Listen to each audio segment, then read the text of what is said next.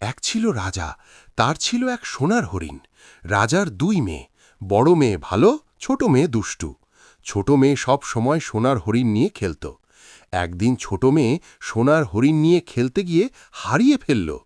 বড় বোন খুঁজতে লাগল, কিন্তু পেল না। ছোট বোন কেঁদে কেঁদে বলল, আমার সোনার হরিণ। বড় বোন বলল, চিন্তা করিস না, আমি খুঁজে আনব। বড় বোন খুঁজতে গেল, কিন্তু পথে এক বাঘের সাথে দেখা।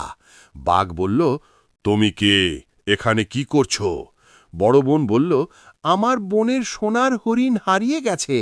বাঘ বলল, আমি খুঁজে দিব, কিন্তু তুমি আমাকে খেতে দিতে হবে। বড় বোন রাজি হল। বাঘ সোনার হরিণ খুঁজে আনল। বড় বোন সোনার হরিণ নিয়ে বাড়ি ফিরল। ছোট বোন খুশি হল। বড় বোন বলল, এই নে তোর সোনার হরিণ, আর কক্ষনো হারাবি না। ছোট বোন বলল, ধন্যবাদ বোন, আমি আর কক্ষনো হারাবো না।